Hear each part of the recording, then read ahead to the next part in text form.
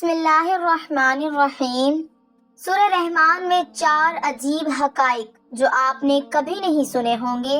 مکمل تفصیلات جاننے کے لیے ویڈیو کو آخر تک دیکھیں۔ ناظرین، آپ نے سنا ہوگا کہ آپ صلی اللہ علیہ وسلم نے سورہ رحمان کے بارے میں فرمایا ہے کہ سورہ رحمان عروس القرآن ہے، یعنی سورہ رحمان قرآن کی دلہن ہے۔ جیسے دلہن کو آپ خوشنما لباس پہناتے ہیں اور اس کو زیور پہناتے ہیں، یعنی آپ دلہن کو جس طریقے سے سجاتے ہیں، اللہ تعالیٰ نے ایک سورت قرآن مجید میں یہ ایسی رکھی ہے جسے خوب سجایا ہے۔ اس میں الفاظ کا در و بست اس کا اپنا ایک سر ہے۔ یہ اللہ تعالیٰ کے قرآن ہے، انتہائی خوبصورت، اور مصر کے قرآن انتہائی دل پسند ہے، جس طرح قرآن کے قرآن کو انہوں نے واضح کیا ہے۔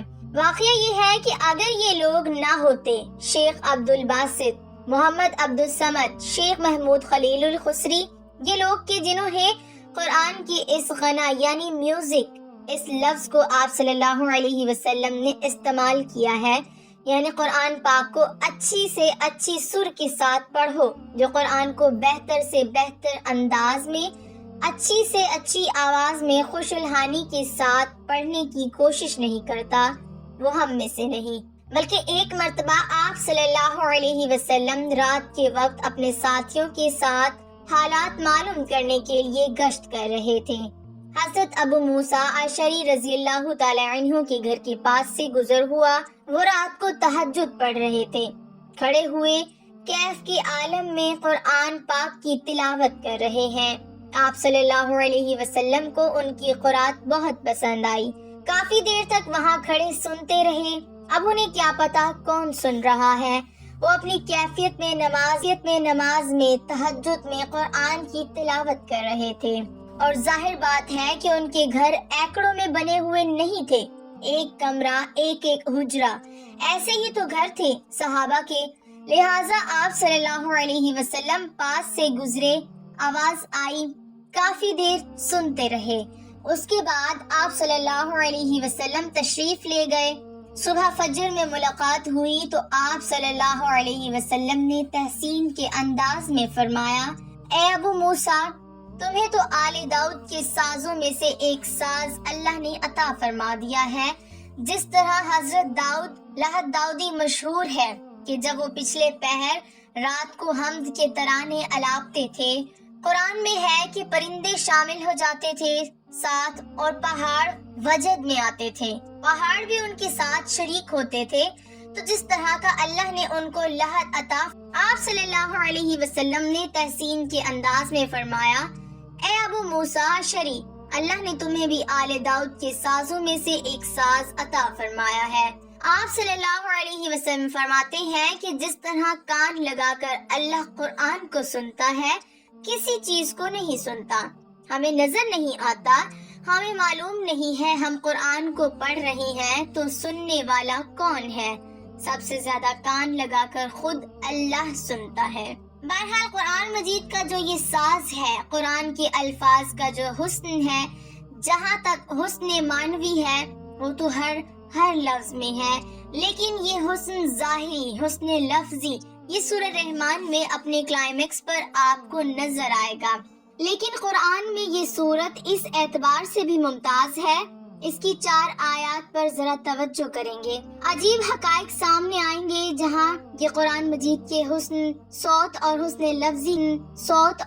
لفظی کی معراج ہے، وہیں اس کی پہلی 4 آیات میں 4 چوٹی کی چیزوں کا ذکر ہے، سب سے اونچی چیز ہے۔ پہلی آیت ہے، رحمان کیا ہے؟ اللہ کا نام ہے۔ کبھی آپ نے غور کیا اللہ کے ناموں میں سب سے پیارا نام کون سا ہوگا؟ رحمان۔ کیوں؟ اس کا معنی کیا ہے؟ رحمت۔ ہمیں سب سے بڑھ کر جس چیز کی ضرورت ہے وہ ہے رحمت خداوندی۔ آپ صلی اللہ علیہ وسلم فرماتے ہیں، کوئی شخص جنت میں مجرد اپنے اعمال کی بنیاد پر داخل نہیں ہو سکے گا جب تک کہ رحمت خداوندی دستگیری نہ کرے۔ جب آپ صلی اللہ علیہ وسلم نے فرمایا کوئی شخص جنت میں داخل نہیں ہو سکتا، تو صحابی نے بڑی ہمت اور جرأت کا ثبوت دیا کہ آپ صلی اللہ علیہ وسلم سے اس نے پوچھ لیا، کیا حضور آپ بھی؟ آپ صلی اللہ علیہ وسلم نے فرمایا ہاں میں بھی۔ آپ اندازہ کیجئے کہ اگر حضرت محمد صلی اللہ علیہ وسلم بھی رحمت خداوندی کی ضرورت مند ہوں تو ہماری تو سب سے بڑی ضرورت رحمت خداوندی ہے۔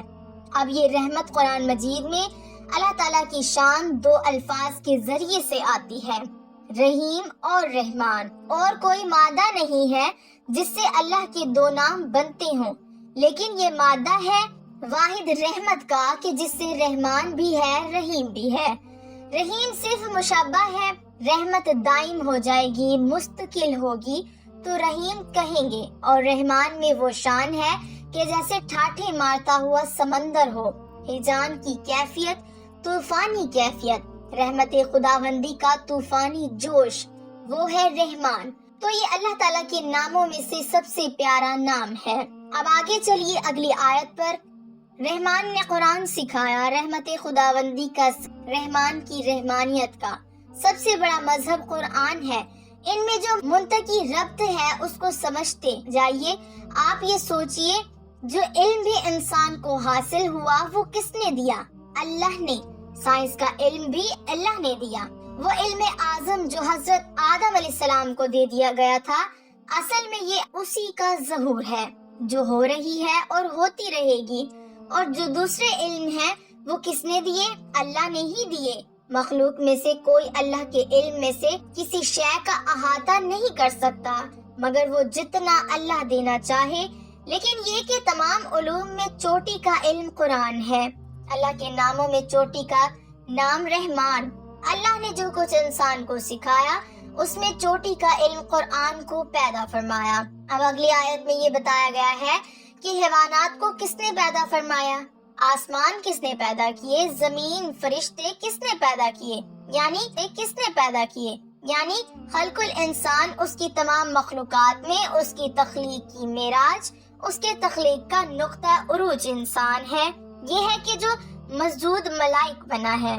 تو تخلیق میں سب سے اونچی تخلیق انسان کی ہے، علموں میں سب سے اونچا علم قرآن کا، اللہ کے ناموں میں سب سے اونچا نام رحمان کا ہے۔ ناظرین ویڈیو پسند آئے تو لائک ضرور کیجیے گا۔